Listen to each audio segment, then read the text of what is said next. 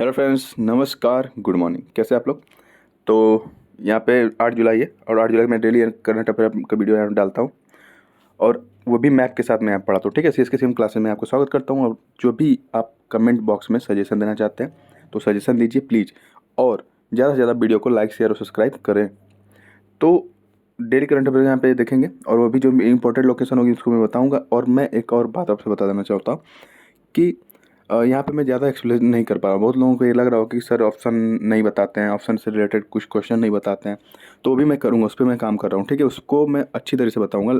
इस समय अभी बता नहीं पा रहा हूँ क्योंकि उस पर मैं वर्क कर रहा हूँ। ठीक है, तो आने वाले समय में एक दो दिन क्या 2-3 दिन के अंदर मैं उस पर काम करना शुरू कर दूँगा और ऑप्शन के साथ आपको पूरा कंटेंट बताऊँगा। ठीक है, तो आप लोग घबराइए मत और थोड़ा समय दीजिए मुझे। तो आज का पहला प्रश्न है कि अभी हाल ही में गांधी शांति पुरस्कार विजेता गीता प्रेस, अभी आपको पता है कि गीता जो प्रेस है गोरखपुर की, उसे गांधी शांति पुरस्कार दिया गया। तो अभी हाल ही में गांधी शांति पुरस्कार विजेता गीता प्रेस के शताब्दी समारोह में, यानी कि इसकी स्थापना के 100 वर्ष पूरे हो गए हैं, उसमें प्रधानमंत्री नरेंद्र मोदी जी गए थे अभी, और वहाँ पे कुछ भाषण भी दिए हैं। ठीक है, और वहाँ पे उन्होंने कितने वंदे भारत ट्रेन को झंडी दिखाकर रवाना किया, ये आपको बताना है। ओके, तो ये आपके ऑप्शन है और इसका सही जवाब है दो। दो वंदे भारत ट्रेन को वहाँ से झंडी दिखाकर प्रधानमंत्री नरेंद्र मोदी रवाना किए, लेकिन वो दोनों गोरखपुर से नहीं चलेंगे। देखिए, एक तो गोरखपुर से लेके लखनऊ तक चलेगी, यानी कि अगर मैं बात करूं तो गोरखपुर यहाँ पे है उत्तर प्रदेश में। ठीक है, ये उत्तर प्रदेश का मैप है यहाँ पे। ठीक है, यहाँ पे गोरखपुर आपको पड़ेगा। गोरखपुर से ये लखनऊ तक चलेगी एक, ठीक है, वंदे भारत। और दूसरी जो है वो राजस्थान के जोधपुर से लेके ये गुजरात के अहमदाबाद तक चलेगी। ठीक है, लेकिन दोनों का उद्घाटन ये गोरखपुर में जाके किए हैं प्रधानमंत्री नरेंद्र मोदी जी।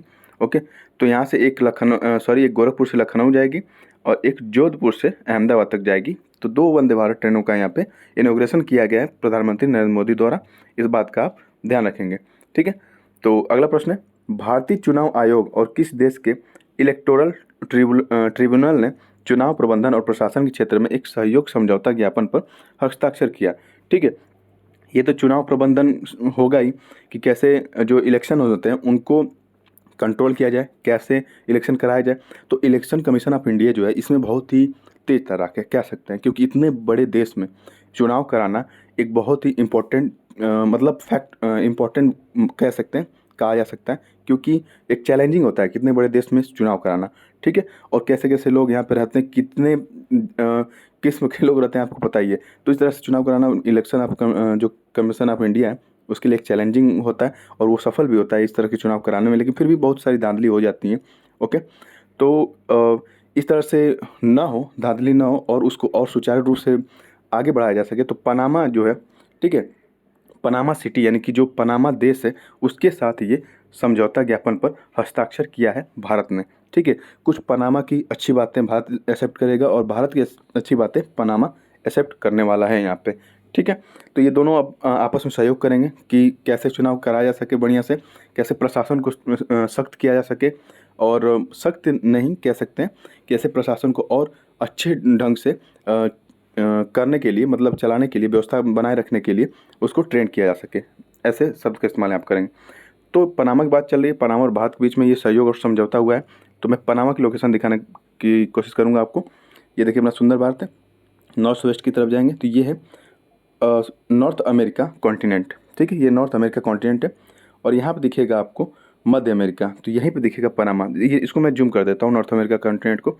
ये देखिए कनाडा ऊपर है, नॉर्थ में कनाडा है, फिर आपको अमेरिका दिखेगा, फिर मैक्सिको दिखेगा, और इसके साउथ में आएंगे तो ये मध्य अमेरिका, ठीक है, क्षेत्र, इसे मध्य अमेरिका क्षेत्र कहते हैं।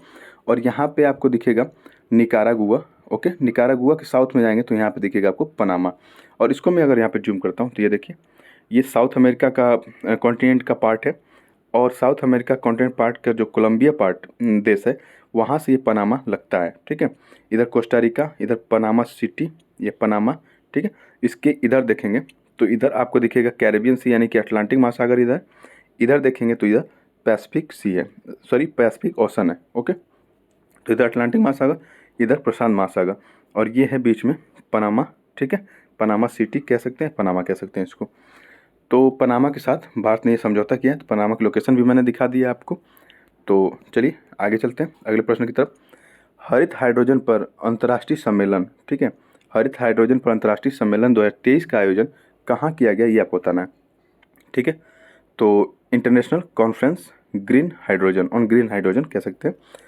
तो इसका सही जवाब है नई दिल्ली। नई दिल्ली में अभी ये सम्मेलन आयोजित किया गया है, हरित हाइड्रोजन पर अंतर्राष्ट्रीय सम्मेलन नई दिल्ली पे हुआ है। वहाँ पे बहुत तमाम देशों के जो रिप्रेजेंटेटिव हैं वो वहाँ यहाँ आएंगे और बताएंगे, अपने एक्सपीरियंस शेयर करेंगे, ठीक है। खासकर जर्मनी जो है वो हरित हाइड्रोजन के संबंध में बहुत ही आगे, जर्मनी हुआ, चीन हुआ, इनके पास टेक्नोलॉजी बहुत आगे है। तो तमाम देशों के लोग आएंगे और यहाँ पे अपना जो एक्सपीरियंस है उसको शेयर करेंगे, और आने वाले समय में कैसे पॉल्यूशन को कम करना है, कार्बन एमिशन को कम करना है, उस पर यहाँ पे बात होने वाली है, ठीक है। तो ये ऑप्शन है आपका नई दिल्ली, इसका सही जवाब है। सिडनी की बात करें तो सिडनी जो है यहाँ पे क्वाड का सम्मेलन होने वाला था, लेकिन हुआ नहीं था। अंततः जाके क्वाड का सम्मेलन जापान में हुआ था, ओके। अभी न्यूयॉर्क की बात करें तो न्यूयॉर्क सबसे पॉल्यूटेड सिटी बन गया था जब कनाडा में आग लगी थी। उधर कनाडा के जंगलों में जब आग लगी थी तो वहाँ से जो धुआं है उड़कर यहाँ पे आता था, तो इसलिए ये सबसे पॉल्यूटेड सिटी बन गया था न्यूयॉर्क, ओके। तो अगर मैं हाइड्रोजन की बात करूँ, ग्रीन हाइड्रोजन, ग्रीन हाइड्रोजन यानी कि हाइड्रोजन जब किसी एलिमेंट से निकाला जाता है, ठीक है। जैसे मान लीजिए नेचुरल गैस से अगर हाइड्रोजन को अलग किया जा रहा है, जिस प्रोसेस से अलग किया जा रहा है, तो उस प्रोसेस में अगर कार्बन डाइऑक्साइड निकल रही है, ठीक है, उस प्रोसेस से कार्बन डाइऑक्साइड निकल रही है और उसको कैप्चर नहीं किया जा रहा है, उसको खुले आसमान में ऐसे छोड़ दिया जा रहा है, तो वो और प्रदूषण करेगा, ठीक है। तो ये ग्रे हाइड्रोजन इसे कहेंगे, ठीक है। अगर नेचुरल गैस से फिर से हम हाइड्रोजन निकाल रहे हैं और अगर कार्बन डाइऑक्साइड को हम कैप्चर करके पृथ्वी के नीचे, कह सकते हैं ज़मीन के नीचे, समुद्र में कहीं उसको कैप्चर कर दिया जाए, ठीक है, तो उसे ब्लू हाइड्रोजन कहेंगे। लेकिन अभी ये कार्बन डाइऑक्साइड तो निकल ही रहा है, तो इसे ब्लू हाइड्रोजन कहेंगे। लेकिन अगर हम किसी सोर्स से हाइड्रोजन निकाल रहे हैं, लेकिन जब उस सोर्स से हाइड्रोजन निकालते समय इलेक्ट्रिसिटी का जब इस्तेमाल करते हैं, तो अगर इलेक्ट्रिसिटी जो है वो रिन्यूएबल है, कहने का मतलब वो पवन ऊर्जा से या फिर सौर ऊर्जा से या जल ऊर्जा से, ठीक है, ऐसे इलेक्ट्रिसिटी प्रोड्यूस करके अगर ग्रीन हाइड्रोजन निकाल रहे हैं, तो उससे क्या होगा, कोई भी कार्बन डाइऑक्साइड नहीं निकलेगा बल्कि उससे ऑक्सीजन का एमिशन होगा, ठीक है। तो ये होता है ग्रीन हाइड्रोजन, यानी कि जो सोर्स है वहाँ से लेके अंत तक, हाइड्रोजन को कैप्चर करने तक, हाइड्रोजन को निकालने तक हम क्लीन एनर्जी का इस्तेमाल करते हैं, कोई भी कार्बन डाइऑक्साइड एमिशन नहीं होता है, तो वहाँ पे उसको हम कहते हैं हरित हाइड्रोजन या ग्रीन हाइड्रोजन, ठीक है। मैं भी ये थोड़ा सा आपको समझ में आया होगा। तो आपका प्रश्न था कि हरित हाइड्रोजन पर अंतर्राष्ट्रीय सम्मेलन 2023 का आयोजन कहाँ किया जा रहा है, तो इसका सही जवाब है नई दिल्ली में। आगे चलें तो ये देखिए, भारत ने हाइड्रोजन मिशन भी, भारत हाइड्रोजन के लोग बहुत ही सेंसिटिव है, क्योंकि हाइड्रोजन ही है जो पॉल्यूशन से निजात दिला सकता है इस समय, ठीक है। तो ये फ्यूचर फ्यूल भी इसको कहते हैं हाइड्रोजन को, क्योंकि ये बहुत ही इंपॉर्टेंट है। इसके इस्तेमाल से क्या होता है, देखिए, अगर अगर अदर आप फ्यूल इस्तेमाल करते हैं तो उससे क्या होता है कि कार्बन डाइऑक्साइड का एमिशन होता है। लेकिन अगर हाइड्रोजन आप इस्तेमाल करते हैं तो उसके प्रोडक्ट के रूप में, जैसे कि आप जब इस हाइड्रोजन इस्तेमाल करेंगे तो प्रोडक्ट के रूप में H2O निकलता है, जल, ठीक है, H2O निकलता है, और H2O नहीं निकलेगा तो बहुत करेगा तो ऑक्सीजन निकलेगा। तो ये सब पॉल्यूटेंट तो है नहीं, ठीक है, ये तो हमारे पर्यावरण को प्रदूषित करते नहीं हैं, तो इसलिए हाइड्रोजन बहुत ही ज़रूरी है हमारे पर्यावरण के लिए, ठीक है। तो भारत ने 2021 में ही हाइड्रोजन मिशन स्टार्ट किया था और 2030 तक ये लक्ष्य निर्धारित किया था कि 50 लाख टन ग्रीन हाइड्रोजन का उत्पादन करेंगे 2030 तक, ओके। तो ये सम्मेलन नई दिल्ली में हो रहा था, तो ये लोकेशन है नई दिल्ली की, यहाँ पे आपको दिखाई देगा। ये उत्तर प्रदेश और हरियाणा से नई दिल्ली बॉर्डर बनाती है अपनी, ठीक है। आगे चलें तो अगला प्रश्न है, भारत ने अवैध खतरनाक दवाओं के अंतर्राष्ट्रीय शिपमेंट को रोकने के लिए ऑपरेशन ब्रॉडर स्वाड किस देश के साथ मिलकर चलाया है, ठीक है। तो भारत ने अवैध यानी कि इलीगल तरीके से जो बहुत ही हानिकारक दवाएं हैं, ओके, बहुत ही हानिकारक दवाएं हैं, जैसे ड्रग्स हो गया, ठीक है, ड्रग्स तो दवा को ही कहते हैं, लेकिन फिर भी ड्रग्स आप जब सुनते होंगे तो लगता होगा वो जो ऐसे नाक में ऐसे खींच लेते हैं वो वाला ड्रग्स, हाँ वैसे ही जो इंजेक्शन दिया जाता है वो वाला ड्रग्स की बात की जा रही है। बहुत ही हैवी डोज जब दिया जाता है ड्रग्स का, ड्रग्स तो हर दवा में इस्तेमाल किया जाता है, लेकिन जब हैवी डोज दिया जाता है तो वो हमारे तंत्रिका तंत्र को फेल करने लगता है और हम मदहोश की अवस्था में चले जाते हैं, ठीक है। तो बहुत ही हैवी नुकसान कह सकते हैं, हैवी एक तरह से बहुत भारी नुकसान करता है हमारे लिए, ठीक है, हमारे बॉडी के लिए। तो ये खतरनाक दवाओं के अंतर्राष्ट्रीय शिपमेंट यानी कि जो जहाज़ों के माध्यम से या तो एक देश से दूसरे देश तक पहुंचाया जाता है, उसको रोकने के लिए ऑपरेशन ब्रॉडर स्वाड किस देश के साथ मिलकर चलाया है भारत ने, तो इसका सही जवाब है अमेरिका। भारत और अमेरिका दोनों संयुक्त रूप से ये ऑपरेशन चला रहे हैं, ठीक है, इलीगल ड्रग्स को रोकने के लिए। तो इस बात का आप थोड़ा सा ध्यान रखेंगे। ब्रॉडर मतलब वही जो बहुत विस्तृत तौर पे चलाया जाता है। ब्रॉड मतलब समझते हैं चौड़ा करोड़, यानी बहुत विस्तार तौर तौर पे, उसी का अगला वर्जन है ब्रॉडर, ठीक है। तो स्वॉर्ड यानी तलवार, यानी कि तेज़ी से ये काम करना है। तो अमेरिका के साथ ये ठीक है एग्रीमेंट है। तो ये देखिए operation broader sword, how India and US collaborate to prevent. Prevent शब्द वहाँ इस्तेमाल करते हैं जब कोई भी काम करने से पहले उसको रोका जाता है, ठीक है। अगर आप कोई भी गलती करने वाले हैं, अगर मुझे लगता है तो मैं अगर उसको पहले ही रोक दूं गलती आपके करने से पहले ही, तो उसे वहाँ पे आप प्रिवेंट शब्द इस्तेमाल करते हैं, ठीक है। तो prevent illegal drugs rich American consumers, मतलब जो अमेरिकन कंज्यूमर्स हैं वहाँ तक इलीगल ड्रग्स को पहुँचने से रोकने के लिए ये मिशन चलाया जा रहा है, ठीक है। तो आप ध्यान रखेंगे। और ये है अपना सुंदर भारत, और ये है अमेरिका की लोकेशन यहाँ पे, ठीक है।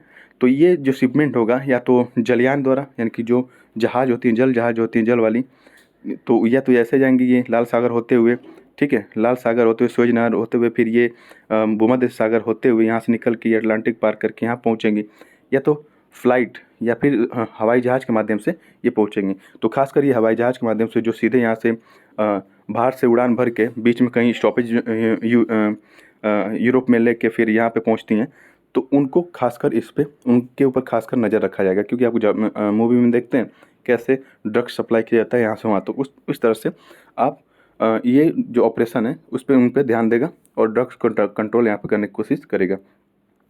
तो आगे चले। तो 8वां ओपेक अंतर्राष्ट्रीय सेमिनार संयुक्त अरब अमीरात की भागीदारी के साथ किस देश में शुरू हुआ, ये आपको बताना है। तो ये 8वां ओपेक, ठीक है, जो ऑयल प्रोड्यूसिंग कंट्री हैं उनका ये ग्रुप होता है, ठीक है। ऑयल प्रोड्यूसिंग जो कंट्री है उनका ग्रुप होता है जिनको हम ओपेक के नाम से जाने जाते हैं, और वो लोग अब बैठक कर रहे हैं। जब वो लोग बैठक कर रहे हैं, ऑयल प्रोड्यूसर जो कंट्री हैं वो लोग बैठक कर रहे हैं, तो यानी कि कुछ नया आने वाला है मार्केट में। इनका कुछ डिसीजन आएगा कि कैसे ऑयल का प्रोडक्शन हम लोग बढ़ाएं या कम करें, ठीक है, उनका प्राइस क्या करें। तो हो सकता है आने वाले समय में आपको देखने को मिलेगा कि ओपेक कुछ अपने निर्णय लिया है जिससे कि भारत पे इम्पैक्ट हो रहा है, पूरा देश इम्पैक्ट होगा उससे। तो इसका सही जवाब है इसका ऑस्ट्रिया, ठीक है। 8वां ओपेक अंतर्राष्ट्रीय सेमिनार कहाँ हो रहा है? ऑस्ट्रिया में, ऑस्ट्रिया के वियना में हो रहा है। क्यों ऑस्ट्रिया के वियना में ही हो रहा है? क्योंकि ओपेक का जो मुख्यालय है वो ऑस्ट्रिया के वियना में ही आपको देखने को मिलेगा। यहाँ पर देखिए इसका जो हेडक्वार्टर है वो ऑस्ट्रिया के वियना में ही देखने को मिलेगा, ओके। और इसमें ओपेक में 13 मेंबर है, ओपेक प्लस में 10 मेंबर हैं, ओके। और इस्टेब्लिश जब हुआ था ये बगदाद इराक में हुआ था। तो ये ओपेक मेंबर कंट्री हैं। देखिए खाड़ी देश इसमें ज़्यादा आएंगे, यहाँ पे Iraq, Kuwait, Iran, Qatar, United Arab अमीरात, सऊदी अरब, ठीक है। और इधर अफ्रीका कॉन्टिनेंट से देखेंगे तो लीबिया, अल्जीरिया, नाइजीरिया, एंगोला, और इधर साउथ अमेरिका से देखेंगे तो वेनेजुएला और इक्वाडोर, ठीक है। तो ये आते हैं ओपेक में। और ये देखिए इधर से एक ही दो देश हैं, तो इनको आप ध्यान रखेंगे, ओपेक में भी शामिल है वेनेजुएला, ठीक है। क्योंकि ऐसे जब कोई अलग से कोई शामिल होता है ना, तो उससे पूछ लिया जाता है कि साउथ अमेरिका से कौन सा देश शामिल है, वेनेजुएला, ठीक है। तो इस तरह से आप थोड़ा सा याद रखेंगे और उसको थोड़ा ध्यान रखेंगे। तो ओपेक कंट्री के बारे में आपको पता चल गया। ये ऑयल जो प्रोड्यूसिंग कंट्री हैं, ये ऑयल के कितना प्रोड्यूस करना है उस सब पे ये ध्यान देती हैं, और कितना मार्केट में सप्लाई करना है उस सब पे ये ध्यान देती हैं, ठीक है। तो वर्ल्ड स्क्वैश जो फेडरेशन है उसके द्वारा स्क्वैश विश्व कप 2023 का आयोजन अभी हाल ही में कहाँ पे किया गया ये आपको बताना है। ये किया नहीं जा रहा है, ये किया जा चुका है, क्योंकि ये 13 जून से लेके 17 जून तक आयोजित किया गया था। तो इसका सही जवाब है चेन्नई। चेन्नई में ये आयोजित किया गया था वर्ल्ड स्क्वैश फेडरेशन, ठीक है। तो इस बात को थोड़ा सा ध्यान रखें। एक स्क्वैश गेम क्या होता है मैं आपको दिखा देता हूँ यहाँ पे। ये देखिए ये दो प्लेयर हैं, ठीक है। और ये जो सामने आप वॉल दिख रहा है, दीवार दिख रहा है, इसी पे ये जो लाइन लगी हुई है, ठीक है, इसी के ऊपर नीचे बॉल को मारना होता है जिससे कि पॉइंट्स मिलता है। और एक ट्रांसपेरेंट ग्लास लगे हुए हैं, इधर दर्शक बैठे रहते हैं, ठीक है, इधर पब्लिक बैठी रहती है जो लोग इनको देखती है खेलते हुए। और इधर देखिए सामने भी ये ट्रांसपेरेंट ही होता है जो उधर से भी लोग देखते रहते हैं। तो यहाँ से ये लोग प्लास्टिक की बॉल को बैडमिंटन से मारते हैं यहाँ पे, ठीक है, जिसे हम स्क्वैश बोलते हैं। तो इसका आयोजन, वर्ल्ड कप का आयोजन कहाँ हुआ था? तो चेन्नई में हुआ था। इस बात को ध्यान रखेंगे, तमिलनाडु के चेन्नई में। आगे चलें, अगला प्रश्न है कि 132वें डूरंड कप टूर्नामेंट का आयोजन निम्नलिखित में से किस शहर में नहीं किया जाएगा, ये आपको बताना है। ठीक है, तो ये आपके ऑप्शन है। इसका आयोजन कोलकाता, शिलोंग, गुवाहाटी में किया जाएगा, लेकिन वाराणसी में, ये जो ऑप्शन दिया गया इसमें नहीं किया जाएगा। ठीक है, कोलकाता में किया जाएगा, शिलोंग में किया जाएगा, गुवाहाटी में किया जाएगा। ठीक है, आपको दिखा देता हूँ मैं यहाँ पे। एक मिनट, ये देखिए, सॉरी, हाँ। तो अगर मैं इसकी बात करूं तो ये जो डूरंड कप है ये फुटबॉल से संबंधित है। ठीक है, और इसे ऑल इंडिया जो फुटबॉल फेडरेशन है वो इसको होस्ट कराता है, और ये 1888 से गेम चला आ रहा है। इसके इस्टेब्लिशमेंट जो होता है वो 1888 में होता है डूरंड कप का, और भारत ही इसको होस्ट करता है। भारत के ही अलग अलग शहर में इसको होस्टिंग किया जाता है। ठीक है, तो और इसमें बहुत से देश के लोग आके खेलते हैं इस कप को, और ये बहुत ही पुराना कप है और फुटबॉल से संबंधित है। इस बात को आप थोड़ा सा ध्यान रखेंगे। ठीक है, और जो करंट चैंपियन है इस समय वो बेंगलुरु एफसी है, और इस बार डूरंड कप का आयोजन कोलकाता से ही शुरुआत की जाएगी। ठीक है, तो यहाँ पे देख सकते हैं वेस्ट बंगाल है ये पूरा, और यहाँ पे देखिएगा कोलकाता, और ये है बंगाल की खाड़ी। ओके, तो ये रहा 132वां डूरंड कप। कहाँ से? कोलकाता, शिलोंग, गुवाहाटी में इसका आयोजन किया जाएगा, वाराणसी में नहीं किया जाएगा। तो ये पता चल गया आपको। फिलहाल आज के करंट में इतना ही। वीडियो कैसी लगी कमेंट बॉक्स में लिख के ज़रूर बताएं, और कुछ सजेशन देना चाहते हैं सजेशन भी दे सकते हैं, आपका स्वागत है। ठीक है, अगर आने वाले समय में और अच्छे से इसको ब्रॉड तरीके से बताऊंगा, रिलेटेड क्वेश्चन भी बताऊंगा। फिलहाल अभी आप थोड़ा सा समय दीजिए मुझे। थैंक यू, जय हिंद।